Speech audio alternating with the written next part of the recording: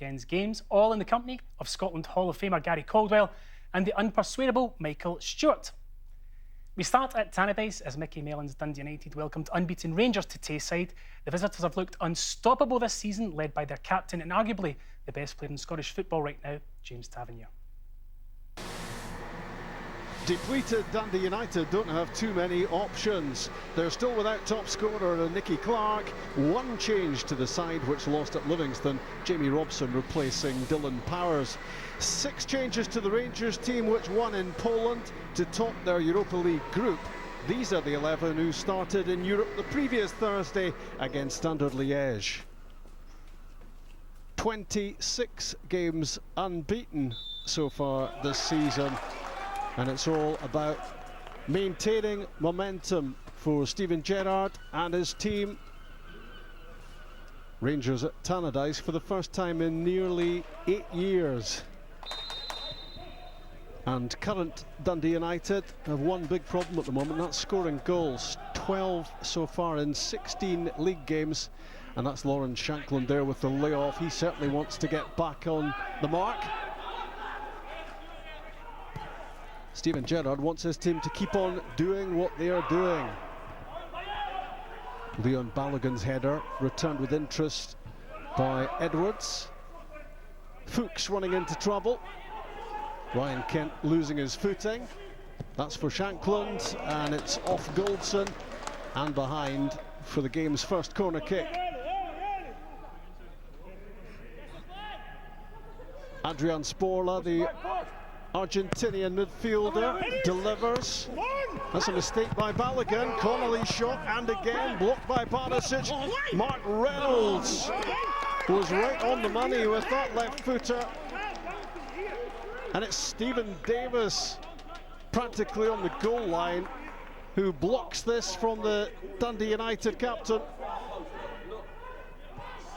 Liam Smith, bad touch by Harkes. Reckoned he was fouled by Scott Arfield. Stephen McLean says play on. Driving forward, Alfredo Morelos, and that's close.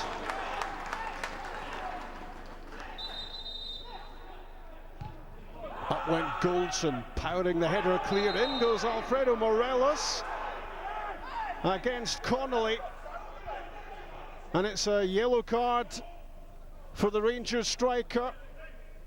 Leading with the arm into the face of Connolly, and that looks like a lucky escape. Here is Morelos and Davis. Kemar Roof prodded away by Harkes, and now Dundee United on the counter. Mark McNulty racing forward. Back goes Balogun, out comes McGregor, and it ends up at the feet of Liam Smith. And his long-range effort drops wide of target. A worrying moment at the back here for Rangers. A mix-up between Balogun and McGregor. It didn't go out of play, and that set up the opportunity for the right wing-back. Goldson fires it into the feet of Roof, and he's clattered into by Connolly. That will be a free kick. Clumsy from the central defender. Borna Barisic having a look. It must be fully 35 yards out. It's Tavernier! Wow! Just when you think his season has been incredible enough, he takes it up to a new level. This is top drawer. Tavernier's 17th goal of the season.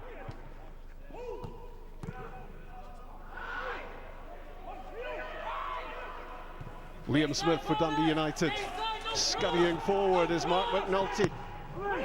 Looking for Lawrence Shankland. It was half a chance for the Dundee United striker. And you just feel that on his best form, he at least works Alan McGregor. Fuchs was stretching for the header, so was Connolly. It's flicked on by Morelos. This is Ryan Kent. Hesitation from Robson. In goes Kemar Roof. And Ben Siegrist makes a really important save. And it was hooked away in the end by Mark Reynolds. Rangers could have made it 2 here. Roof at the chance. Good goalkeeping. Still the 1-0 advantage. Goldson heads that away. That's Davis. Shankland. That's neat from Connolly, beating Kent, and then Morelos. Lauren Shankland again.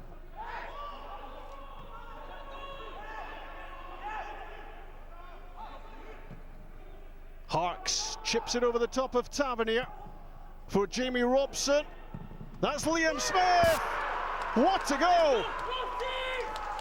Top quality from Dundee United, and they're back level 12 minutes before half-time. Well, it's a brilliant finish from a tight angle from Smith, and the football that went before it was mighty impressive as well. And that makes Mickey Mellon feel a whole lot better. 1-1.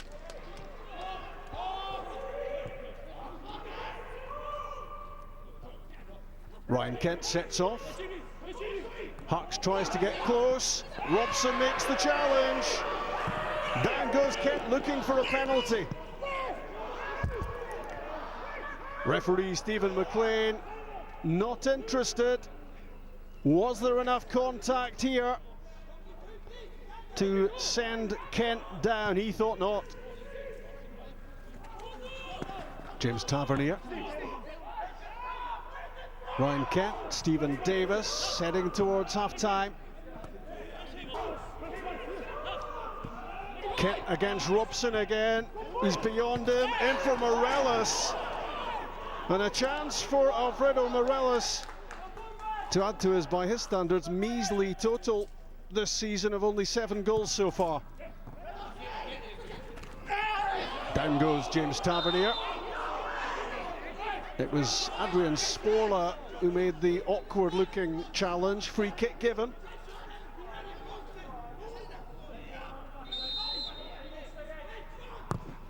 It's Tavernier, it's Goldson, and it's 2-1.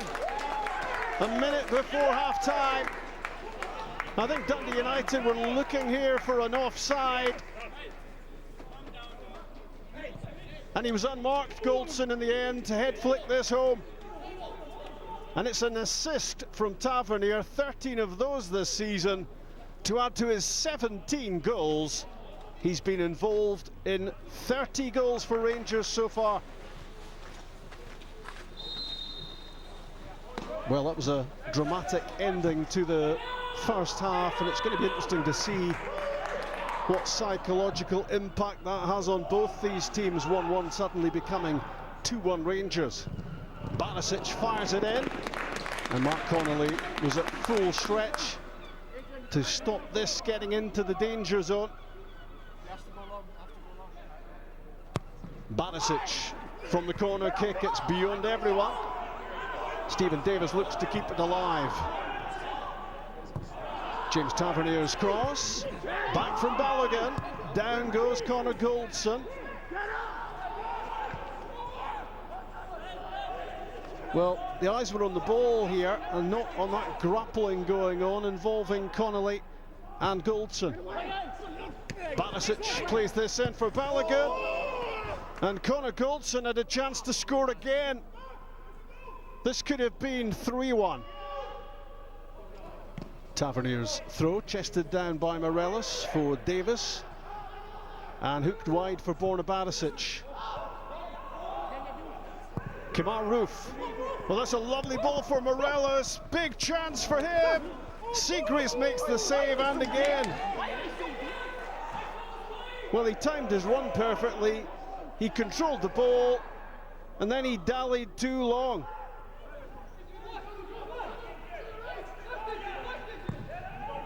Long ball from Goldson. Good movement from Cedric Eaton. Siegrist is well out of his goal. And this is Arfield. And off the line by Connolly. Rangers going close to extending their advantage.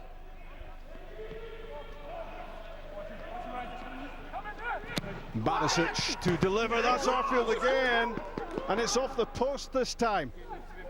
So much second half pressure from Rangers, but it stays 2-1.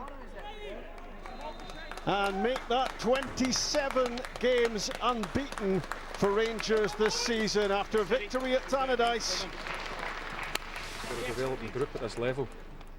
We want to make sure that we keep trying to move things forward.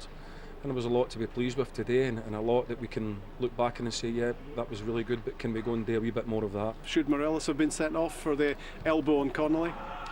I wouldn't want any other manager standing here and speaking about my players and trying to get them sent off. I'll let everybody else decide that. I'll let, like when we were at Ibrox, I'll let everybody else have a look at the situation and see what they believe should happen. And here's what Steven Gerrard had to say after the game. I've said it many times, it's about taking each challenge as it comes, and this was a really tricky one today. We've handled everything that's been thrown at us today, so really proud of the performance. We've done enough, we've created the most chances, we've dominated the whole second half.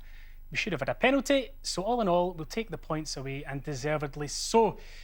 Rangers were maybe not at their best today, Michael, but they got the job done, and that's 9 league wins in a row now.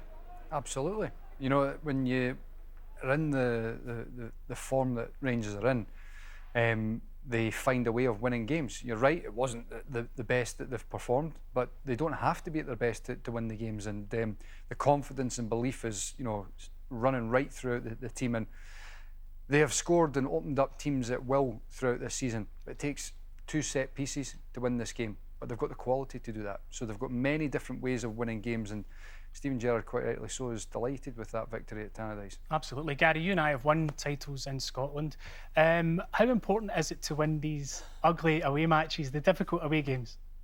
It's very important. I think, as you know, you have to win the games that are tight, especially after Europe and midweek, travelling. It's never easy. I thought they were a little bit flat, but the most important thing is that they won the game in the end. They found a way to win, and that is what leads you to winning titles. Yeah, we have to give Dundee United credit. They started very well in the game, created a few opportunities. Yeah, they did. I thought their setup was good, and they created opportunities from set pieces early on. These felt to the 2 centre-backs, the 2 good chances to the centre-backs, and they probably would have liked that to fall to somebody like Shankland. Again, another great delivery and just nearly getting the end of it, but you can see they were testing Rangers, they were asking questions of them, they were getting more bodies forward in the box than they did in the second half, and it caused Rangers problem. This was a fantastic goal.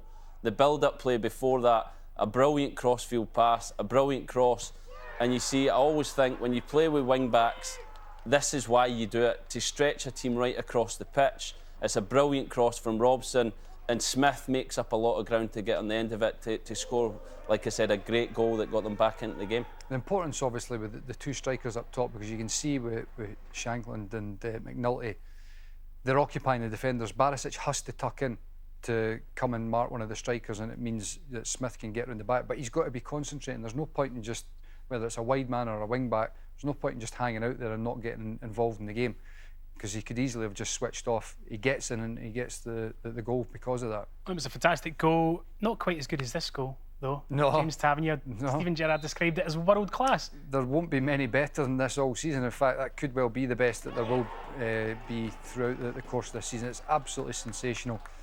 You know, James Tavernier just continues to improve, and that is just, it's incredible. When you watch the one from behind the angle here, the height that is on that to get in, it's right at the top corner. Dip he gets on it, Gary?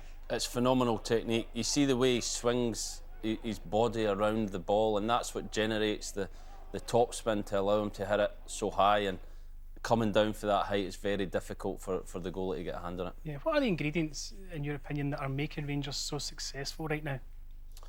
I think the time that they've had to implement the style of play.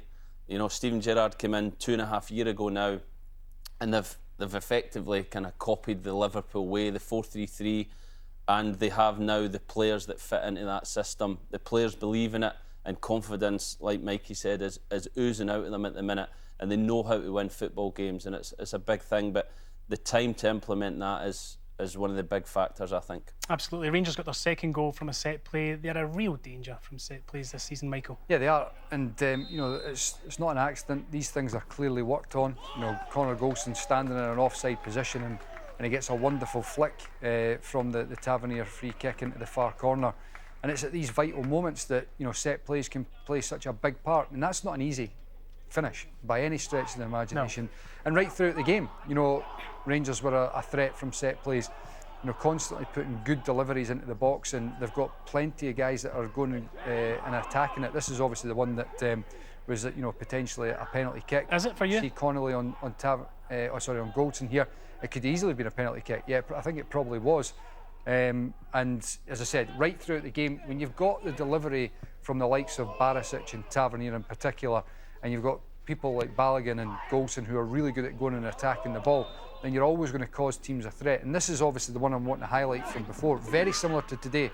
Goldson standing in an offside position, defenders dropping back in and playing him onside, but not picking him up, and a deft little flick to get into the back of the net. And, you know, as we spoke about already, when games are tight and you're not playing particularly well, set plays can be all the difference, and Rangers have got a real good mix. They can score from open play when they're playing well, but also in those tight games they have that ability from set plays. They absolutely do. Alfredo Morelos, I've had plenty, but he had a frustrating afternoon today, Gary, and should he have been sent off for this challenge? You've had plenty of them as well, Tom, right? One or two. I think it's clear. I think, you know, Mickey Mellon didn't want to get dragged into it. Well, Stephen Gerrard said he didn't see an elbow. I don't see an elbow either, but I see a forearm smash. Yeah, so in the face. There's intent because he's looking at him. What I can't understand is the ref books him, so he's seen something. But how he can't, along with his linesman, come to the right decision there, I think is poor from the officials. But does Morelos look as though he's missing confidence? Only 3 goals in the whole of 2020. Well, he quite clearly is. There's no question of that. He's not the same player he was, you know, a year ago. And you can see all these instances where before he would be on his toes, the ball would drop to him, he'd smash into the back of the net. And you can see the frustration oozing out of him.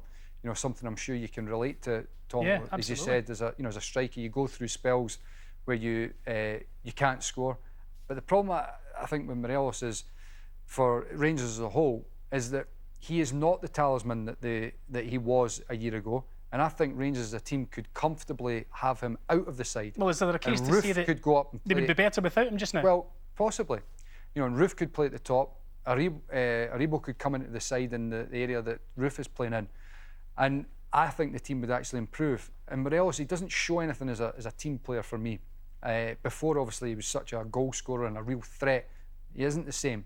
And when he's coming up with those instances like we saw with, you know, his forearm, that's, you know, really undermining all the good work that Rangers are doing at the moment. OK, to Parkhead next.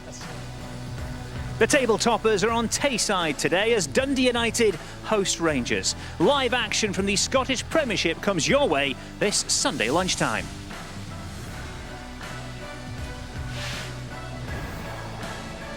It is almost back to full strength for United on and off the pitch.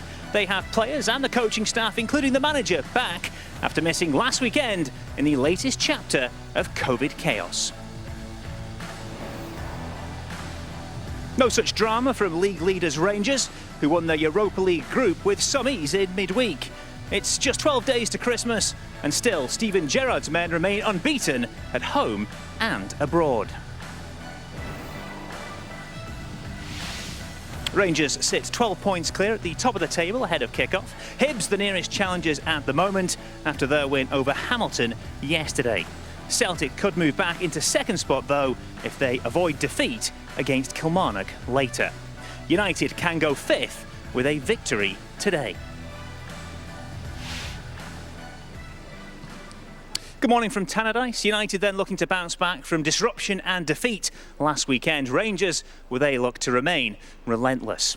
Alongside me in Tayside today, Chris Boyd, as always, and I'm also joined by the former Rangers and Dundee United midfielder and current Aberdeen boss, Derek McInnes. Derek, great to have you with us, and off the back of a victory yesterday against Ross County. After a little bit of a dip, no wins in 4, how important was that result yesterday? Yeah, absolutely. Great to be back at home and pick up all 3 points, clean sheet, plenty of positives from the game. We've not got challenges to seek too far the last wee while. And yesterday's game was an important game for us just to get back to winning ways. I think a couple of points we've picked up on the road. You know, they're only good points if you win your home games, and thankfully we managed to do that. we got a set play yesterday. It worked for us for a change. It's not been it's something that's not been as good as it can be this season. But Curtis in the right place at the right time, coming in and getting his goal. Johnny Hayes here attacking down the side, which he did the whole game really.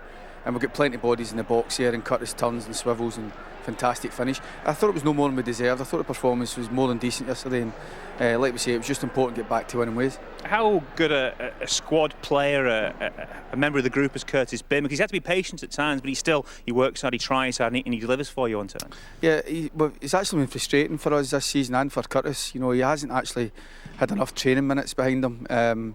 It's only really the last 10, 12 days or so that he's managed to get back-to-back training sessions. A lot of issues with his hamstring and thigh off the back of his operation in the summer there. So he's slowly getting back to it, and we've seen signs in the last 10 days or so that he's kind of getting the benefit of those training days, and certainly his performance yesterday was good. It gave us a good foil, get a hold of the ball, and we've got a lot of speed round about him yesterday, and you know, I'm pleased for him he gets his goals, because like any striker, if you're scoring, that's where you really feel you're contributing. As we mentioned at the top of the show, United come into this game off the back of COVID issues. You've had plenty to deal with yourself across this season. How big a challenge is it for managers? Well, it is, you know, even up until that final test. You know, if you get that test Tuesday, Wednesday in the week, getting the results back, you know, once we get that call from the doctor, the physio, to let us know everybody's passed clear, then you can really start to focus on your team. There's always that trepidation, but obviously we've had our issues as Dundee United have had, and I do think this season will be so unusual from the fact that there'll be a lot of teams playing against teams at a good time because of the issues you can have with COVID and the disruption. You know, I do think in the last those run of 3 or 4 games, teams were getting us at a good point without some key players as well. So, and United obviously still put a good team together last week out at Livingston, but it wouldn't be the team that Mick would have picked. It's the team he had to pick, and likewise again today. In terms of the players' point of view, Chris, how challenging do you think it's been for players this season dealing with what we've seen? And we've seen now, obviously, we've seen games having to be forfeited. Obviously, there's appeals going on, but that must be difficult for players to deal with as well. Yeah, but I think it's the uncertainty that comes with the whole thing. You know, as Derek touched on there, there's managers, there's players maybe getting an opportunity they wouldn't expect, but they have to grasp that opportunity. And you know, if they've been given the opportunity because of, you know, guys who might have missed out because of the COVID issues and everything. But you know, to touch on your point regarding the forfeit of points, I think it's, you know, it's the wrong thing to do. There's plenty of time. You know, all we hear is there's no fixtures. Well, there's plenty of midweek free time to go and play these games, and I can't believe that you know, whoever thought it was a good idea to to give, you know, Hamilton and Motherwell the points, because what we're going to do if it gets down to the nitty-gritty at the end of the season, and then all of a sudden the league, you know, it might be hinging on, and because of what you've done earlier in the season, you're then faced with having to do the same thing. It's, you know, I think you need to be careful with what you're doing, even though it's early in the season. I mean, Derek, your team, St Johnstone, could look at it and say, well, we missed out on 3 points. So I mean, there's teams where I probably felt hard done by, but it seems to be there's some rules, you know, this month, and then they're getting changed the following month. We need to be crystal clear on what we're doing here, because we can't keep changing from month to month. COVID issues have been a theme this season. Thankfully, they are easing for Dundee United. Dundee United are able to field a strong side today. Mark McNulty is in that side. He's speaking with Luke Shanley. Mark, can you sum up the challenge that lies ahead today? It's going to be difficult. They've obviously started really well this season, Rangers, and got a big squad, so they can rotate. But look, we've got to do our jobs right, and we know sort of how hard it is going to be, but we need to concentrate on, like I say, doing our jobs right and taking the game to them when we can. Describe your role in this team since joining Dundee United and what's expected of you. I've had a couple of different roles, to be honest. Most of my career I've sort of played through the middle. I've played sort of off the sides a little bit. Again today it might be a little bit different, but like I said, I need to just concentrate on my game, and at times just being a little bit positive, but knowing when to be positive. It will be a tough one, but I think the boys in there are confident that we can try sort of upset them. Rangers have only conceded in 2 games this season, 3 goals in the league. How do you try, and then what's most important to try and get chances and try and get into opportunities to score? Look, I think it's just about being understanding the game. I know Rangers will have a lot of the ball. We need to be clever and realise when we can go, when we can sort of press and when we can nick the ball. Being brave, I think you need to be brave at times and not always sit in and let them have it their own way the whole game. Be on the front foot sometimes, and if you can get the ball, go after it. Good luck today. Thank you, mate. OK, Mark McNulty does feature today. Top scorer Nicky Clark remains out though because of COVID issues. The team shows just one change to that lost to Livingston last time out. Dylan Powers drops out. Jamie Robson is the man to come in. As for Rangers, 6 changes from the side that lined up on Thursday night. That was a much changed team that Steven Gerrard started against Lech Poznan. The front 3 today is pretty formidable. Kamar Roof, Alfredo Morelos and Ryan Kent at attacking front 3. OK, Connor Goldson is the heart of the Rangers defence once again. We can hear from him now. He's with Luke. Connor, what sort of test do you expect here today? Yeah, tough. When we played Ibrox against them, it was a tough game. I think they'll press us a bit more than the last week at Ross County. I don't think they'll just defend. Obviously I know the manager well, and I don't think in any games against bigger opposition he just defends. He always wants to have a go, so we're expecting a tough game and we know that we have to turn up and give the right performance. It's going well defensively this season. What's that down to? Nothing, hard work for everyone in the 11. Starts at the front, ends at the back. We're all trying to work hard for each other, knowing that the more clean sheets we keep, then the more games that we'll win. Does it get easier as things go on? Is it an understanding with the guys around you? I just think that we're in a good place. We're feeling confident. We're limiting the shots on our goal, which is obviously a good thing. And then we've got 2 good keepers behind us that, when shots are going on our goal, they're always there to make saves. And last week, obviously, Griggsy made 1, and at 0-0, obviously, it was a massive save and went on to win the game. Good luck today. Cheers, thank you. Yeah, Connor Goldson's been excellent for Rangers so far this season. Chris, is one of the standout things for Rangers now the fact that we saw in midweek that no matter if you change the musicians in the orchestra, the music's still the same, they still find a way of playing, a way of getting results? Yeah, well, I thought Thursday, first and foremost, was one of the most comfortable performances I've seen from Rangers away from home. I thought they were excellent from start to finish. And, it shows you where the Rangers squad is at this moment in time, where you can make 7 changes from the weekend. Well, sorry, last weekend. You made another 6 here today with players coming back in. It's international, it's replacing international as well. The boys who came in during the week, they've done their confidence no harm, especially Itten getting his, it's his 3rd goal, but first start, getting on the score sheet. It was a great finish as well.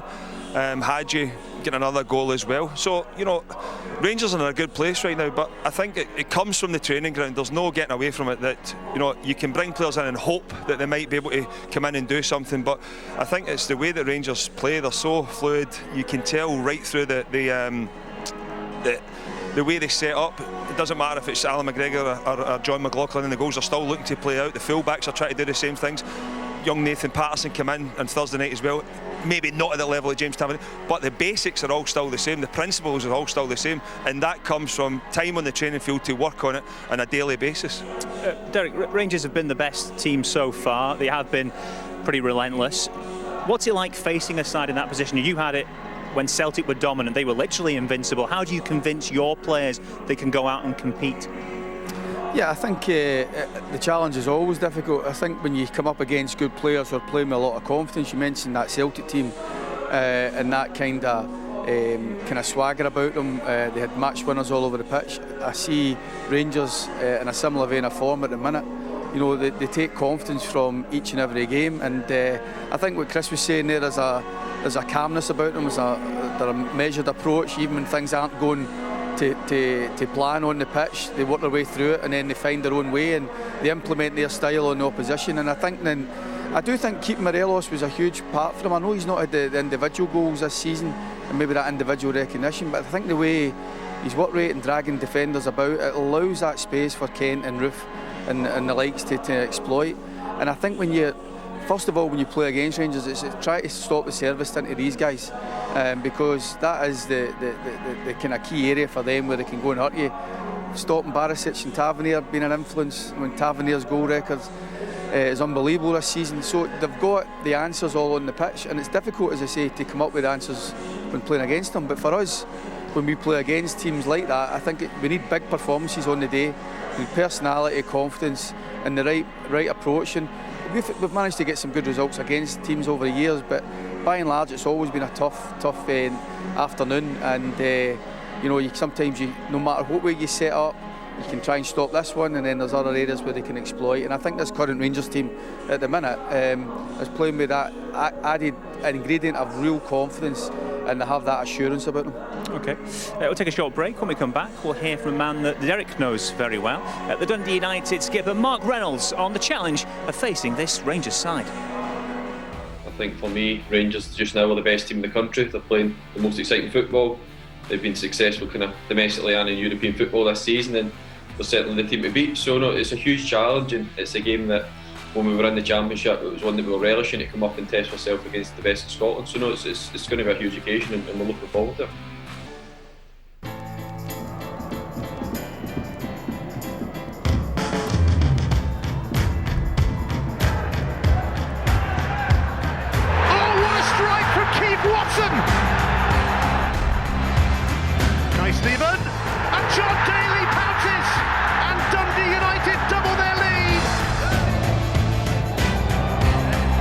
Done really well. Oh, that might just go in. It does. It's all over. Dundee United have claimed a victory over Rangers. Action there from United's last top-flight win over Rangers back in 2012. It's been a difficult spell for United of late after the COVID disruptions last week. Skipper Mark Reynolds has been explaining to Luke Shanley exactly how challenging the start to December has been. How tough has it been at the club, given everything that's happened? No, hugely difficult. I think we've almost had to work with a kind of skeleton staff for the last couple of weeks. But as I said before the Livingston game, the training's been great. There's no excuses from us in terms of that, and it's just one of these things. There's no point in moaning over it. As I say, it's happened to a lot of people. A lot of people have been hit worse than us. So it's just something we've had to get on with, and I think almost when you get to the games, it gives you that bit of relief to just go and play, and it's finally something where over the 90 minutes you're in total control of. What's a defender thinking ahead of going into a game against Rangers? Strangely, I think you're looking forward to it. I think for me, Rangers just now are the best team in the country. They're playing the most exciting football. They've been successful kind of domestically and in European football this season, and you need your whole team to be on it. You need to be all working in sync. You all need to be at the top of your game, and so no, it's going to be a huge occasion, and we're looking forward to it. This season, looking at Dundee United, there's been times you've played with a 3 at the back, there's been times that you've played with a 4.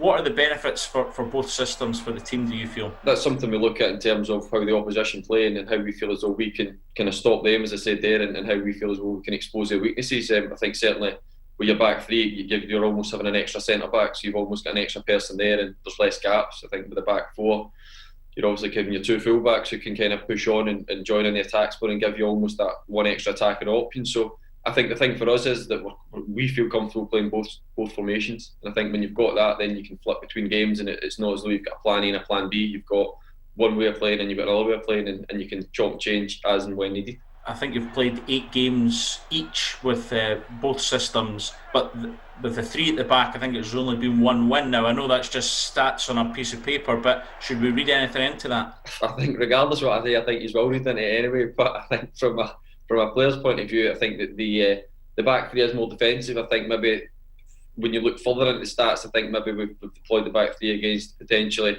the kind of better teams in the league, or the kind of the teams that are posing a bigger threat, so there's going to be less scope to win the games. But the back 3 sets us up defensively. It keeps us more solid. I think probably in the back 3, I don't know if you look into it, maybe more clean sheets as well. And it's a system we like to use. It suits the personnel we've got, and it's something. It's still very much a process. We've got that back 3, but we still need to learn it as a back 3. Although it keeps us tight defensively, we still need to then go and be on the front foot and create attacks from that position as well.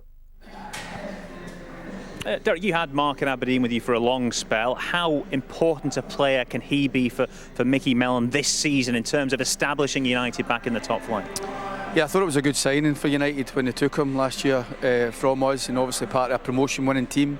Mark's got good experience. He was a brilliant player for me at Aberdeen. He served us well. Very popular boy in the dressing room, and that shouldn't go without saying as well, because I do think He's a type of positive guy as well when things aren't getting not getting results. I think as a newly promoted team, you're going to have to deal with losing games as well and having that kind of team spirit, and I think he's brilliant at that side of it.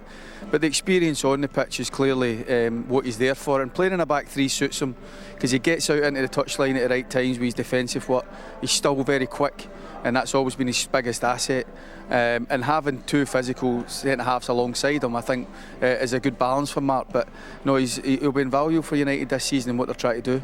You mentioned the formation there, something that Mark was speaking about in his interview. Across the 16 games then, they played half with 3 at the back, half with 4 at the back, but so much more success with 4 at the back, more wins, more goals, and nearly double the points. The caveat to add to this is that sometimes they play the 3 at the back against the bigger team, so I guess the games they're less likely to do well in as it is. In terms of that, looking at that, Chris, is there an argument then that United should be braver more often? They should go 4-4-2 more often, because it clearly is something that can work for them? Yes and no. I mean, I think you've touched on it there in terms of it depends on the opposition, and I think that it depends on who's playing in the wide areas. You know, if it's two like defensive-minded players, it becomes a back 5, and you know we've seen that recent weeks where Dundee United have been, you know, the forward areas, McNulty and Shankland have been isolated up the pitch. You know, I think if you want to play with, you know, I know Derek does the 3-4-3 as such, Rangers of you know the wide players are higher up the pitch. You know. I think there's benefits to both, but I just think if you're going to have the 3, you need to have the security in front of that back 3, and you need to be. I think your back 3 need to be athletic, where they can go into the wide areas, and that allows your wide players to be very brave and on the front foot and play high. I think Mick's been really canny. I think he's looked at his team and what he's got. He's had one transfer window really since coming in and trying to make some signings. As a newly promoted team, you're finding your feet as well, and I think he's looking at each and every game as saying, right, are we the underdog in this game? Let's go and see if we can battle against them and get something from it. And he might look at it as the season goes along. You know, I remember coming up with a newly promoted team, St Johnstone ourselves, and finding our feet in the division with a lot of players that hadn't played at this in the Premier League. And again, you're a wee bit unsure. You're finding out about your players even within different systems. So systems to get points is what clearly Mick's been doing. They've accumulated a lot of points for a newly promoted team, and they've actually done better than maybe I thought at the start looking at a squad. And I think Mick's kind of organisation has played a big part in that. They played a 3 at the back against you, Derek. How much was not getting through them down to the way they played, or how much it was down to your finishing on the day? Yeah, we should have won the game. I thought we were very good on the day. They conceded territory really. They played really deep and allowed us to come on to them. I think maybe with the speed that we had in the team, we were in good form at that time. I mean, how we don't get a penalty there, don't get me started with referees, but wee Lawrence does great there, saving that off the line. But we had a lot of pace. You see here, we got them up the pitch at a set play, and we should have made more of this opportunity as well. But they defended well. They'll be pleased with their work that they got their point, but we were just kicking ourselves that we never managed to get all 3, despite them having the best chance of the game really in the last minutes of the game. This chance here, where Johnny makes a bad decision here, he gets turned too easily from the counter-attack. The Dundee United fans, by the way, just to go back in that instant there with Alan Muir, the Dundee United fans used to say that was, you know, Derek back in the 2003-04 season, in the middle of the pitch, this pace to get up there, the pace that Alan Muir, the referee, showed to get up in that attack. Boy, did he talk about pace. I was going to say he's got a cheat. In terms of Dundee United, I think one thing that perhaps could be improved upon it is the number of goals and where the goals come from. Just 5 players have scored for them. Chris, if one guy is going to offer a bit of guile, perhaps to help create as well. Mark McNulty's perhaps a guy, we heard from him earlier. He can score goals, but he can also pick a pass. Yeah, but I think that, you know, it's another. He's on loan again, and I think Mark's getting to the stage where he needs to get somewhere where he's settled. He's enjoying his football. We've seen it when he, you know, that initial period at Hibs. And then it didn't really quite work out. I think he ended up, was it Sunderland they went to on loan as well? You know, so I think he needs to find somewhere and settled and get playing regular football. He was in the national team, you know, so that shows you, you know, the quality he's got. But I'll say, you know, I'll reiterate what I said a minute. Like, people like McNulty and Shankland, they need players around them that's going to create opportunities for them to take the goals, or to take those chances. And from what I've seen recently, that's not been the case. But going back to the formation, if you're playing with 3 and 2 wing backs as such that are defensively minded, then you can understand why they're not getting players up the pitch to help them, get them in the opportunity, get them things creating. I think the likes of Peter Pawlett and that, like, he's missing today again. The big one for me that either of them and Nicky Clark. I think Nicky Clark has been someone who has shown that he can perform at this level. He's different to those two as well. He's willing to get in behind, he's willing to come and link the play, and I think he's more suited to playing with one of them rather than McNulty and Shanklin playing together. But it'll be interesting to see what Dundee United do today. Do they go with the 2 up, 1 behind, or do they try and get McNulty and Spoller in touch with Shanklin? Because I was at Livingston last week, and the front two of Shanklin and McNulty didn't quite work. And if you don't, I think if you allow Rangers loads of possession and try to allow them to get a passing game going, it could be a long afternoon for Dundee United. They've got to be brave, they've got to try and get after them in the right areas and press Rangers and try and make mistakes that we've not seen from Rangers. But for me, looking at it, I think that's the only way you're going to get something off of Rangers, because if you sit off and allow them the ball, the possession, they will eventually cut you open. On Lawrence Shanklin, his progress has been excellent over the last few years. You had him. Yep. Was that always in there? Do you always sense that was there? Yeah, but we took him from Queen's Park, really, a bit of a gamble, and we liked what we saw, but he was a good technical player, linked to play, and scored goals. In our reserve league, we won the league that year with him and young Cammy Smith playing as a front two. And what Chris was alluding to there as well, last year I think in the Championship, when Dundee United were dominating games with the majority of play, Lawrence's goal return was fantastic. This year it's going to be different, just what we said there about Mick lining up in different ways and still trying to utilise Lawrence the best way they can. That's a difficult balance, that. But he is a boy who is capable of scoring one chance if he gets it in a game. When he was with us, he probably just wasn't mature enough at the time. He probably, Lawrence will admit that himself. We were patient with him, put him out on a couple of different loans, didn't really work out well, and he probably had to hit rock bottom to get going again. But what I have seen in him is a real maturity, get involved in international setup. The way his overall game is much better as well, but he's still that instinctive number 9 in and around the box. And if United can get pressure in any teams this season, Lawrence will be a big part of how their season plans out. Yeah, Shanklin could be big for United across the course of the season. Mickey Mellon will be hoping he's big for them today. We can hear from the United boss now. He's downstairs with Luke Shanley. The thoughts of Mickey Mellon there. More build-up. A good pal and club legend, Sean Dillon. Morning, Sean. Good morning, buddy. How's it going? It's going very well, thanks. Obviously, we're in the build-up to the festive season just now, so we've got this place all tricked out and looking good. But I did think this little mise-en-scène needed a final flourish. So I stopped in by Lidl on the way in this morning and picked up this little beauty. Bonnie. There it is, just there. Of course, this looks superb, but no tree is complete without an angel. Sean, I believe you've got a tree topper for us. I certainly do, buddy. Look at that. No expense spared here. Absolutely. Sean actually offered us one of 15,000 options he had of this photo. Looking lovely. So that's our setup for the festive season. We've got a packed schedule, actually. We've got 5 games between the Days game and Hogmanay. How is it as a player when you hate to just be hitting game after game after game through these kind of dark winter months? Well, it's great because you want to play matches. That's what you play football for. So I'm sure the lads are looking forward to it. It's a great opportunity to pick up a lot of points over the next little while. So yeah, definitely something to look forward to. Very much so, very much so. So of course, we have all these games that can make or break a season because there's 15 points up for grabs. But as a professional, how is Christmas? Do you get to celebrate it? Yeah, I mean, it helps obviously when the kids come along, and for me that's the biggest part of it. Mm-hmm. But yeah, look, you just have to get your head on looking after yourself, and making sure that you don't overeat, and you enjoy yourself to a certain extent. That's just the way it is. It's pretty standard, really. You have a great time with the kids in the morning. Before the kids came along, you would get up and make a couple of phone calls and speak to home and stuff. But yeah, it's just one of them things. Just part of the game. That's it. You just have to get on with it. Yeah, your family have just kind of grown up, adapted to it. Yeah, it's just part of being a professional footballer. And I've been quite lucky. I've always had Christmas in my house, say, and I've never stayed in a hotel the night before, or on a Christmas night and stuff. So I would consider myself quite lucky in the fact that I've been all right like that, with that. I deserve that kind of positive cheers, treatment. Mate. Yeah, that's it. So obviously we always start these programmes with a quick look back at the highlights from the previous week, and that means looking back to Livingston. So Sean, as a fan, sat at home watching that on a stream for 20 quid, it was genuinely a bit of a saireen. Can you give us a positive to take for that, and then we can just resign it to history?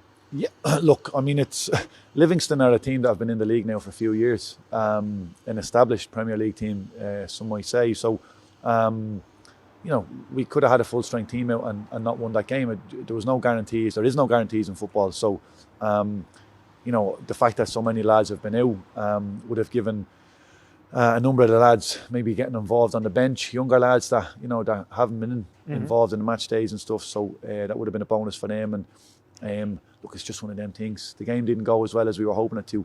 And like you said, we've 5 games coming up now in a quick period. So, you know, time to look forward. Just rinse it off. Yeah, look, there's positives. There's things to take from the game and learn. I've no doubt the manager has done that, and the staff and the players will look back at the game and as individuals. But yeah, look, plenty of games to come and plenty of games just look to come forward now. Yeah. So a place that there is plenty of positives just now is across the Dundee United women's team. Mark Fitt, our media team, went down to join them for a training session. Gav, we're here at the GA Arena. It's the women's team's venue for training this evening. Can we get an update on getting the women's team going this season? Because it must have been difficult given the COVID situation. I think it has been difficult, but it's been rewarding at the same time. I think that we're going to a situation that we've never faced before. Everyone in exactly the same situation, so we've had to adapt, we've had to plan and try and make sure we can do all we can to probably first look after everyone first and foremost. There's been a lot of issues that have been happening from health to confidence to fitness, so we've done that. So we managed to get through the tough period, and we've been back training for a bit of time now. We've racked up quite a few games. Just passing a move, just in your area. Well done. Well done. Just go 2 balls, just go 2, don't need 3, just go 2. It's been enjoyable. We've had some tough times, but we've certainly got there, and we're on a reasonable run at this moment in time, so hopefully we can keep it going for the last 2 games before we go into the winter break. This must be great for you guys. I mean, you just got promoted this season, going into what would have been the season had it started at the normal time, but then obviously the pandemic kicked in. And as you say, the health and fitness of the girls is uppermost in everyone's mind, isn't it? I think that's it. We're looking forward. We started 1 game we played against Boroughmuir, and then obviously everything kicked in and the season ended it pretty much at that point. So it's now just restart again, start from fresh, and we start to kick on and we go for it again from there. Make sure you've got that clear passing lane. Don't just pass it if there's no one looking or there. Keep on ticking over, keep moving. We've started well, we've done okay in terms of where we've been at. We've maybe the first few games potentially done a little bit better, but I think probably across the league, probably barring Aberdeen, who have had a blistering start pretty much. Everyone else has been a little bit kind of inconsistent, but I think the last 4 or 5 weeks we've started to show a little bit of consistency. We're starting to get back to a little bit of form. Fitness is improving, confidence most importantly is starting to improve, and we're getting closer to where we need to be now. We've got 2 games to go. We'll play Kilmarnock Sunday, then we've got Boroughmuir the following week before we break for Christmas time. So hopefully we can continue the form that we were in and hopefully go into the break in a positive frame of mind. You've had a couple of decent results the last couple of weeks as well, haven't you? I think we have been, yeah. We're happy. We've picked up 10 points out of our last 4 games, and I think if we go back 3-4 weeks ago, I think everyone probably would have taken that. We were a little bit low, probably in terms of performance, a little bit low in terms of confidence, and probably just across the board, just trying to get everyone probably galvanised a little bit just to make sure we can believe in ourselves and we are capable of doing things, and we've got there. So we're really, really happy with the last 4 weeks, and now it's 1 week at a time as it always is with us, but it's now focusing on the next game. What do we have to do to try and be competitive in the game first and foremost at Kilmarnock, which is going to be really difficult, but how do we then impose ourselves on the game, and how do we try and get 3 points out of that game? So we've worked hard this week as we always do, and we'll get one last training session tonight before we head in there on Sunday.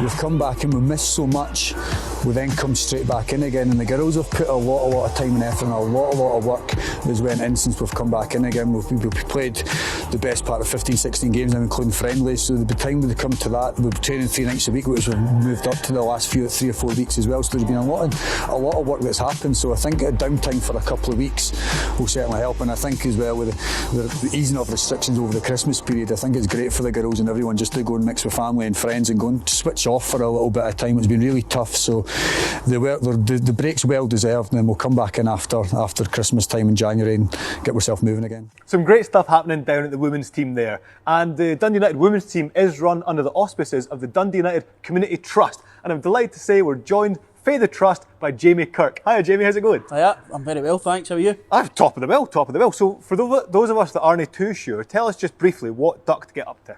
So we essentially exist to bring the brand of Dundee United Football Club to life in the community. So we are the community arm of the club, we're the official charity partner, and we get to do all the fun stuff through education, health, trying to get people active, trying to improve education, literally everything you could think of, to try and encourage people to engage with the football club and to improve their lives. You've had a lot of success though. Last year you were the best pro club in the community in Scotland, which Montrose won. But you went one step further, a little bit further, with the European Award this year. Can you tell us a bit about that? Absolutely, yeah. I mean, we're in good company as well. You know, we follow in the footsteps. Montrose do wonderful stuff, and we are relatively young as well, so we followed a lot of the stuff that you guys do. They are very best practice, and hopefully others are now following in our footsteps. European Award still hasn't sunk in, to be honest. You know, been recognised as the third best in Europe, up there with Shakhtar Donetsk and Wolfsburg who'd won it. Unbelievable, unbelievable. But it's a collective. You know, we're working with the club to improve that reach into the community and to make a real difference. So you do obviously a lot of work over the festive period. You got a festive raffle running. How can folk get involved?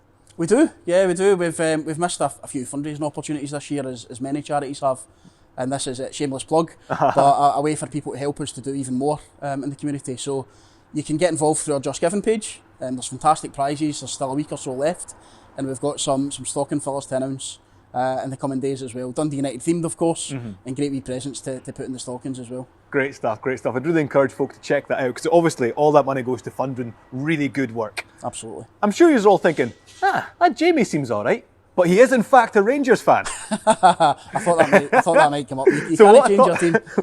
What I thought I'd do for a bit of fun is a wee Christmas quiz with Sean against Jamie, and it's a Dundee United versus Rangers themed quiz. No pressure. So guys, play along at home. The way I'll do it is I'll ask a question, I'll get Sean to answer, I'll get Jamie to answer, I'll give you a second to answer, and then I will reveal the real answer. You ready? Nope. No. First question, right? And these are all mostly thanks to the Arab Archive or Tom Cairns, who got most of this information for you. No chance. If Tom knows that I was involved here, he's going to trip me up, I'm sure. So, Rangers have played us at Tannadice 108 times, okay? In how many games were United unbeaten? So 108 games, how many were we unbeaten? So that's draws and wins against Rangers for Dundee United here at Tannadice. Sean? From 108. Oh, be positive about this. 65. Got 65 out of 108? It's a high number, I think. 30? 30. Yeah. I'm a Rangers fan. I need to be positive, mate. And at home, I hope you've guessed your answers. Out of 108 times, we've been unbeaten 60. Easy first points to Sean there. So it's 30, that's what positivity 30 draws for and you. 30 wins. Sure, mate. Okay, on to question 2. When was the first Dundee United Rangers Cup final? The first Dundee United Rangers Cup final. Jamie, you can answer first this time. I'm in my early 30s, I've literally no idea. I'm not exactly an old age pensioner, pal, are we? Yeah, Grandad Dylan over here. Guys, I'm going to have to push you for an answer. Nearest one, so give us a ballpark. Late 90s? Late 90s? Oh, 94 is the only one I can think of. It must be before then. So you got late 90s, you got early 90s. Sean again wins. It was the 1940 Emergency Cup final. Wow. Exactly. How you didn't know that, I'll never know. Yeah. Tom Cairns, obviously, thanks very much for that information. Good man, Tom. And was that a good match, Tom? Was a good atmosphere on the way up at the time, yeah. Yeah, lovely. On to the next question. Who is the most recent player who's been an active player for Rangers to come straight and play for United? Are you asking me? I'm asking both of you. So I'll give you a couple of clues. So a guy that was playing for Rangers, then came up the road and played for United. He came here and broke a record. He's a bit of a figure of fun in amongst the Rangers support, I think it's fair to say. And he came up in the I think 2016-17 was the season he transferred. Figure of fun? A bit of a figure of fun. He's just retired and he's now Director of Football at Annan Athletic. Cammy Bell. Cammy Bell. There we go. Absolutely that. So, of course, he broke the record of 3 penalty saves in 90 minutes against Dunfermline. Yeah. So the final one. I hope you're getting on all right at home. Currently, I think it's I think you're ahead here, aye. So the final one, Rangers and United play today, December the 13th. What was the score last time they played here on December the 13th? What year? Well, 2008-2009 season. Oh. So December 2008. I played in that game, I think. I'm afraid you didn't. Did I not? No. So you got a great view, though. Just got it. I said I played in the game when I didn't. So there was goals for both teams. Lafferty scored for Rangers, Feeney scored for United. But what was the score? Right, yeah, okay. There's other goal scorers as well. I know the game. Go on, best guess. I'll push you for that. 3 each. You going 3 each? 2-2. 2-2. Excellent. Excellent. Fino didn't celebrate after he scored. Well, I hope you enjoyed that as much as I enjoyed that. We're on now, actually. Jamie, thanks very much for joining us. Obviously, you're doing great work. Good luck with the raffle. Hope everything with Duct continues going from strength to strength. And well done on that award again. Thanks, guys. We're now off to watch a little clip of Sean Dillon interviewing the starman, Lawrence Shankland. But you had a good year. I think when in your first year, you 10 goals. Yeah. It was a successful year for you. It was a slow start that season, but there was a change of manager and stuff not long into it, and then I seemed to kick on towards the end of the season, and I think I scored like 8 between January and the end of the season, and then finished on 10 for the season, so it was good. And were you, at that stage, were you thinking I'll be back in it with Aberdeen, or because you ended up going back on loan to Dunfermline again? I was, you know, how many weeks into pre-season did that happen, or what were you thinking at the time? After that season, I thought I'd go back and have a good chance, and I joined up with the first team pre-season, obviously back in, and I done well. I had a good pre-season and stuff, but I was kind of caught in between there, and I was looking at the squad and signed strikers. Who were you up against? Who was? Adam Rooney was still there. Calvin Zola, I think, had been brought in. Then they brought the boy Wes Burns in for down south. So I was looking at it for myself personally, obviously, and for the outside, I kind of thought I might be better going back out and try to play again. And the boy Wes Burns signed, and he literally ran on the pitch in the Europa League and scored a header with his first touch, and I was like, well, I better get my bits in. But it was just the way it worked out, and I thought it'd be good to just go back out and play again. You haven't had an initiation song. Mm-hmm. Have you done one before at the other clubs you've been at? I have, I've sang it. No, in fact, I did do one here, Shrewsbury. You got one song, or you got a... Shrewsbury, when we went there last pre-season, I sang. I forgot about that, actually. I did, do you know, I can't even remember. I just googled a song that I'd been listening to that day and I knew the words of, so... You were looking on the phone as well? Or? No, I had a wee glance now and then, but I can't even remember. In fact, it was Young Hearts Run Free. That's what it was. Right. That's what I went for. I'd been listening to it that day for some reason, and it was the only one fresh in my memory, so... Probably a terrible decision, to be honest, but... Do you want to give us a bar? No, absolutely not. Good stuff, mate. And this season, obviously the difference now being back in the Premier League, because you know, it's not like you haven't played in the Premier League before, like you said. More pressure, different. Obviously, you know, the standard is. It's very difficult when people say, "Oh, what's the difference between going from this league to that league?" But you know, how do you describe it? Like, is there more pressure? Do you feel any different, or how would you describe the step up? I think it's just different in terms of last season, where most games we turned up, we're the team in charge, we've got the most of the ball, and you're going to play, and it's probably a bit more suited to the players we had at that time. You go and get on it and make things happen. But in this league, you're going to teams and you just kind of need to accept, right, they're going to have the ball if you're away from home, and they'll come here and they'll let you have the ball sometimes. But I think it's just adapting.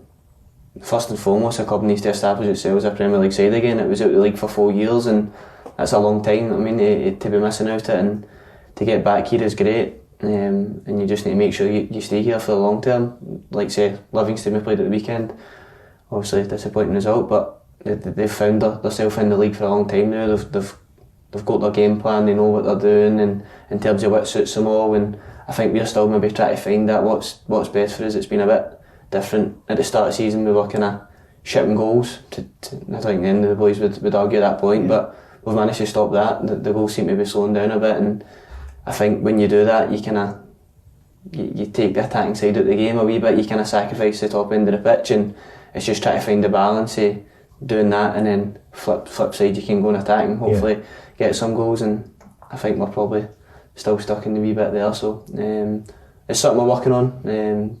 We all know what we need to do and to improve it, and fingers crossed soon we'll start going in. Lawrence Shanklin there, speaking to yourself, Sean. Was there anything that came out of that interview that kind of you didn't expect? Yeah, I mean, it's obviously great to chat with him and get a little bit more background about where he's been at and how he's feeling about being at the club and stuff. I was a little bit surprised. I didn't realise he'd been out of contract for so long after finishing up at Aberdeen. And obviously he mentioned Ian McCall, you know, and leaving him in the car park. So I'm kind of glad for his sake that after a few months he did finally get a contract from Ian. Yeah, I mean, it's he was very honest about his professionalism and how that's changed. You know, and considering where he was at a younger age, but really enjoyable chat with him, and I'm delighted I got the opportunity to do it. Yeah, no, he seems like a really lovely guy. I can easily imagine him being a great teammate. So that full interview will go up early next midweek on DUTV. So check that out once it's live. Obviously, we are building up to a game today. We've got Rangers coming to town. So to find out a bit more of what we can expect for them, I spoke to an expert.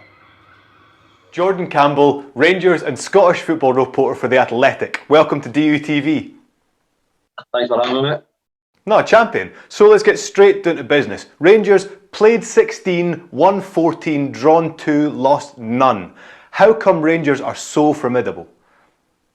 Well, I mean, if you look at last season, especially after the winter break, I think if you ask many Rangers fans, did they think they would be sitting in this position?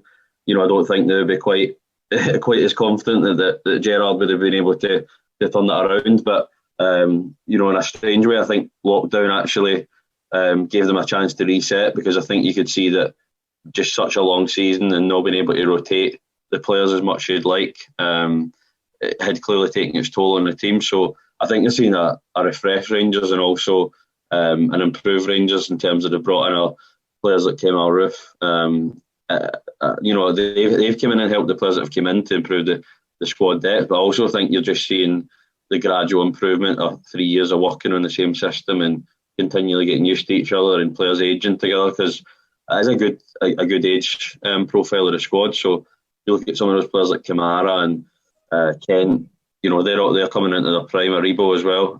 So I think you're seeing that the players are improving together, and the understanding of what is needed to break down teams in Scotland, because Rangers come up against the same sort of almost as a template every week, where it's the same sort of opposition, especially when a lot of teams in Scotland are now playing the back three. So it seems to me that they've found the right variety as well.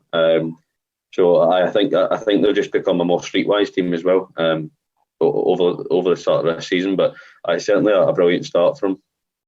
So obviously Rangers have got a lot of threats across the pitch, but for a team like United, where do you think Rangers are the most dangerous? Well, one of the things that I've written about, and I think is the major difference this season, is actually just how much they're testing teams by running in behind. So I think you've seen that when Dundee United came to Ibrox, that you know, constant. Kent was running in behind, Barisic, Tavernier. You know, it's essentially a front seven it becomes with the two fullbacks, and you've got Morelos, Roof and Kent all playing narrow. Then you've got Aribo joining in as well. And they're all changing at the same time. They're all trying to stretch the game. Whereas last year, I think too much of the play was in front of the defence, and it was almost trying to be a perfect goal. Where I think now they don't mind trying these sort of percentage balls where Kent, Goldson especially, is really dangerous with his distribution. If he's diagonals to Barisic, or even if it's finding people in behind. Because Jermaine Defoe, I don't know whether he might start at the weekend, but he's definitely somebody who is still lethal when he's playing off the shoulder and making those quick runs. So I think that's one of the main things. But obviously, you probably still look at Tavernier. You know, even when you take away the penalties, his numbers are pretty ridiculous, even for open play for a fullback. And he's actually becoming a poacher at the back post. I've never really seen it before with a right back who. Actually, mate, I'm going to pause you there. All these attackers has given me the absolute fear. Let's move on. I mean, let's not dwell on that any more. So, 2 draws so far. As you say, most teams set up in a similar template. How can United get something out of this game? What can we do? Where's the chink in that Rangers armour that we can go and attack? I mean, it helps if you've got Benfica's quality, because they're the club that have obviously given them a few problems. But I think Hibs are probably the team that caused Rangers the most problems, and that was by playing quite quickly up to Nisbet and Doidge. They went 2 up front, occupied both the centre-backs and actually stretched them. I still think that, and probably, you know, if you can get Rangers on the counter, that is the one way you will get joy. But you know, Rangers are pressing teams so quickly now that they're not really letting them get out. So I'd say, you know, Dundee United need to get it quickly up to Shankland, and he needs to be able to hold the ball. But you need to get runners as well, which is easier said than done. But you know, if they end up camped in their own third for the whole game and don't threaten, then it just seems like a matter of time. Do you know what I mean? Before Rangers get the breakthrough. So I would still say that, but I also think set pieces is, you know, they're never really been punished, Rangers, but sometimes I still think there is a wee bit of frailty there. Okay. So I'd say that. I'd say that if you're looking. Jordan, I can't listen to any more of this positivity about Rangers, so I'm going to let you go. Thank you so much for joining us, man. I really appreciate it. No worries, mate. Cheers every time. Champion. So some pretty unnerving stuff for Jordan Campbell there. Obviously Rangers are a hot ticket just now. How can United kind of get the better of them? What can we do against that kind of opposition? Score more goals. Score more goals. Look, it's just one of them things. They're at the moment they're the best. They're the best around. You know, I imagine it's going to be a really tough game for the lads. But these are the challenges you're going to face in the Premier League, and it's challenges that we've had to face over a number of years. You know, defensively we've been working really hard. You can see the lads have been keeping clean sheets, and it's definitely something that's been very important to the manager and the staff and the players lately. You know, they'll be looking to keep a clean sheet first and foremost, and hopefully we can get a break of the ball, and the 3 lads that are, or the 2 or 3 lads that are playing up front and, you know, in the attacking areas will do the business. Absolutely. I'd love a clean sheet. That'd be a really good thing. Yeah. It'd be a really good thing to take for this game. I'm delighted to say that somebody that will be out in that dugout is Mickey Mellon. He's out of quarantine and he's back speaking to us. It's farewell from us. Good luck to United. And here's manager Mickey Mellon. Obviously now trying to head attention to Sunday, a massive game probably against arguably the best team in the country at the moment. It's sort of the perfect game to build up to, isn't it? For me, my mentality is it's all about Dundee United for me. It's all about me thinking about where Dundee United are as a club. So it's an opportunity for Dundee United to see where we're up to. I'm not really that bothered about other teams and things, Joe. It's about building this football club to a place where I believe that we all want it to get to. So it's another opportunity for us to see where we're at. So we'll have to play in a certain way, which we will have to do until we can move things on. But we know that because we're playing against the team that's at the top, you have to play football to answer what they're going to ask you, the questions, and then be able to try and go and ask them questions as well, because of what we believe that we can do to them. So it's a little bit of that, but it's all about, for me, for us, and what we can get out of it, and go and try and get a positive result for the club. It's another one of those challenges that we've been speaking about wanting to take part in since we've come back up to the top flight, isn't it? Yeah, absolutely, and we enthusiasm and excitement, and want to go and get result for Dundee United, and for the fans and all the rest of it, for the owners, and for ourselves. Yeah, we want to go and attack every game that we play in, playing against the team that's at the top of the league, Rangers. So it's a great challenge for us, but one that absolutely we're looking forward to being involved in. We've enjoyed the short preparation that we've had. We've enjoyed that. We'll enjoy it again today, and we'll try and get the players into a position where from kick-off they give themselves the best opportunity of going and performing well and getting a result. In terms of like personnel and things like that, obviously 9 of the boys had to take themselves away for self-isolation. Are any of them back? Well, there's 1 or 2 back, but we're still missing a few. You know what I'm like, I won't give that away, because that's our business. We don't want anybody knowing about our preparation. But you'll see when the team comes out that there's still a few missing and won't come back until Tuesday. There's a few returned back into the group. It is frustrating, but it is what it is. It's these times at the minute, and you've just got to get on with it. So that's what we'll do. The Dundee United Supporters Foundation want to help celebrate our past. Moments like this. But the United fans encouraged as the throw is quickly taken towards Sturrock. There's Gallagher. A perfect start for Dundee. We also want to ensure the future of Dundee United Football Club and have more moments like this.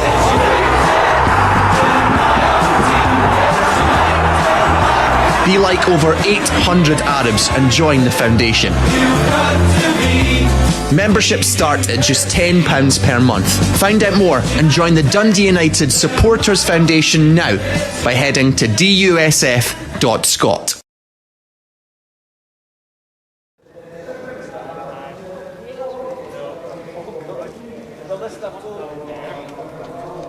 Good morning and welcome to Tannadice. It is high noon kick-off this afternoon as United take on league leaders Rangers, who seem to be running away with the Premiership at the moment. Starting the afternoon with what was a reduced 12-point advantage after Hibs win yesterday, took them above Celtic. United meanwhile looking to build upon first 40-45% of the season that's seen them in the shape of things for the top six. Should form continue, but it is a task and a half against a Rangers side that are yet to taste defeat this season. In all competitions, they've progressed through the Europa League undefeated in their group stage. They are going through a good spell of form in domestic league action. Just 2 draws, the only times they've slipped up. 0-0 at Livingston. United need only look 8 days ago to know that that can be a difficult place to go. And also a 2-2 draw against Hibs back in September. United's next destination next weekend.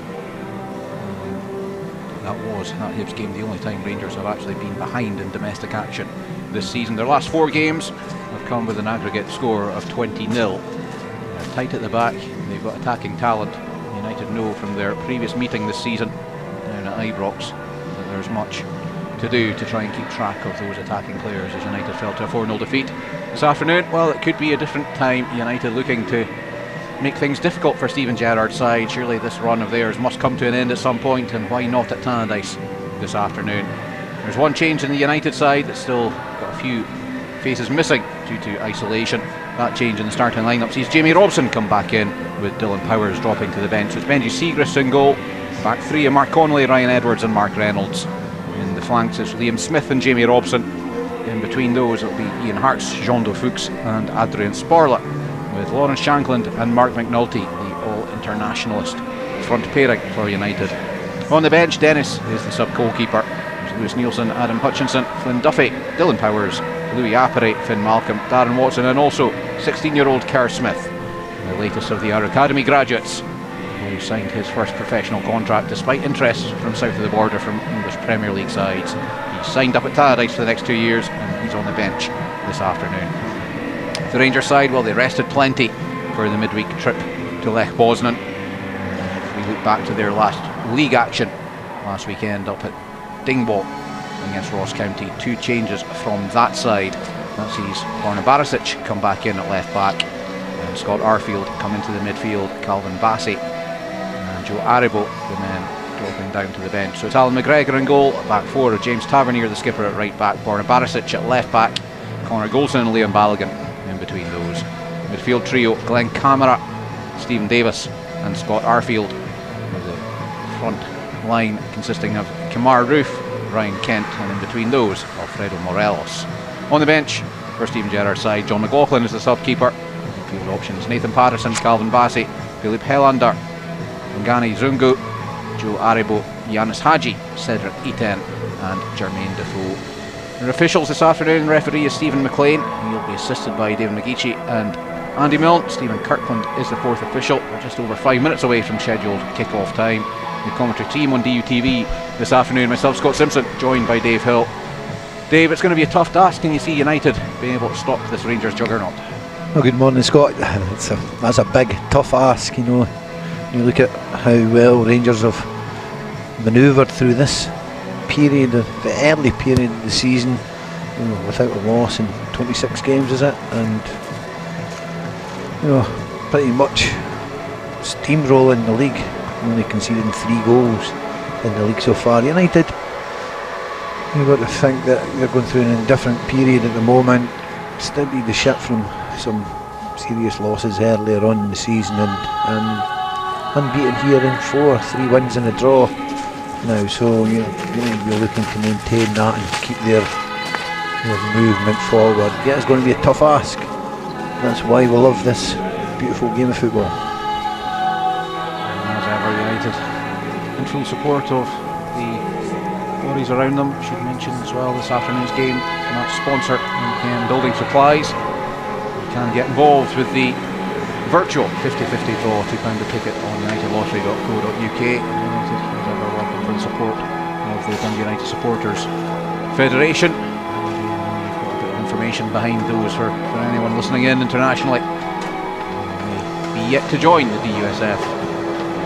Yep, there's still plenty of time to get your tickets for today's 50-50 draw. You can get that just going directly onto unitedlottery.co.uk, or just go to the Dundee United main website and click the lottery ticket there. You can buy tickets for today and for the upcoming lottery game. I'll talk more about that maybe at half time, but there'll also be again the final instalment of the draw for the strip, so either an adult or a junior size, either in a home or away auction of kit, and it will be signed by a United player of your choice, so it's an early Christmas present for someone that didn't expect it, so that would be good. And as you mentioned earlier there, the Community Trust and the DUSF, the United Supporters Foundation, also things of note, over 140 people will receive either a hot meal on Christmas Day or a pre-packed lunch, if that was their decision, from the Community Trust and all the volunteers. So great stuff from that, from the volunteers who work tirelessly to make United so well established in the community. And finally, as you mentioned, the Dundee United Sports Foundation. If you haven't already joined, there's over 800 members now there. Time to go and have a look at their website. You get that on www.dus.scot, and read all the work that they're doing in terms of providing financial support to the club. And this means that United are in at the moment, every penny coming into the club is vital. It's very little coming in financially, so you'll find a link even if you just want to make a one-off pledge. But if you do want to become a member, it's certainly a worthwhile investment. Investing in the future. £100,000 already been committed to our academy to help United move forward.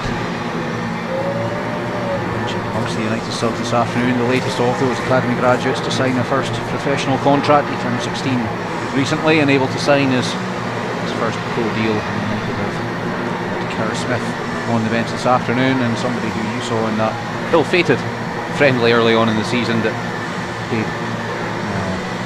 fell foul of the weather in the end and a deluge of rain, but he stood up well alongside Lewis Nielsen against Sheffield United in English Premier League opposition on that particular occasion. Yeah, he did 45 minutes in horrendous conditions, but he didn't look out of place. He was playing against seasoned pros, English Premiership standard, and he committed himself well, and certainly a great coup for United under a lot of down south, a lot of eyes watching Kerr Smith as he approached his 16th birthday, and United have done well getting his name on a 3-year contract. The match officials lead the way out of the tunnel. This afternoon, Stephen McLean has never played for both these sides.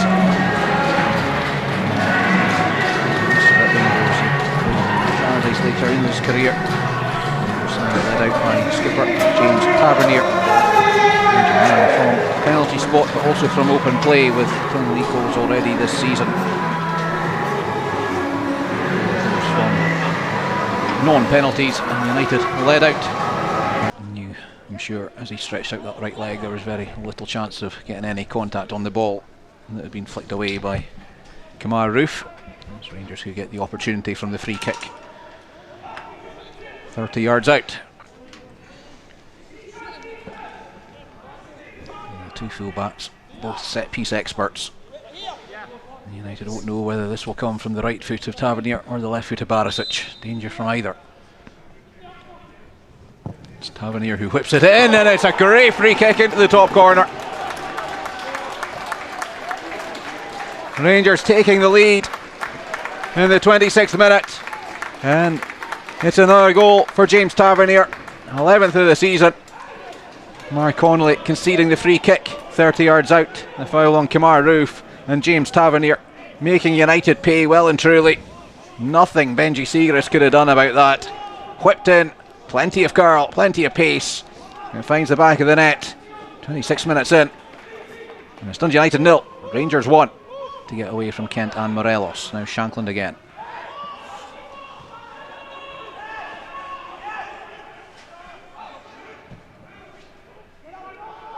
On the far side, it's great cross to the back post. Smith keeps it alive. Into the back of the net. Liam Smith meeting the cross with a volley. United level just after the half hour. An unlikely source of goals. Liam Smith gets his first for the club in his 45th appearance. A ball wide to Jamie Robinson, takes it on the turn. Excellent ball, back post, opposition couldn't deal with it. And Liam Smith, low shot, nestling in the net. We talked about the delivery from Rangers fullbacks, but it's the United fullbacks causing problems offensively. Jamie Robson with a great touch to get the ball down, a whipped cross at the back post. Not a bad time to get your first goal in a tangerine shirt. Liam Smith had fouled Tavernier. Gives Rangers another opportunity, another dangerous position, set piece. Tavernier and Kent over the ball. A minute and a half to remain of this first half. Plenty of options to aim for in the middle, and again it could come from either a left foot or a right foot cross. It's Tavernier into the near post. Goldson's header. Rangers take the lead again just before half time, and Connor Goldson scores against his former manager. 28th birthday to come the following week, and it's an early birthday present for Connor Goldson. Second game of the season in which he scored. The other two goals came in the match against Celtic, and he knows Rangers back in front. Space for the Rangers defender as he made his move to connect with Tavernier's cross. United, having worked so hard in the first half to frustrate Rangers and then get themselves back on level terms, look like they'll go behind in at the break.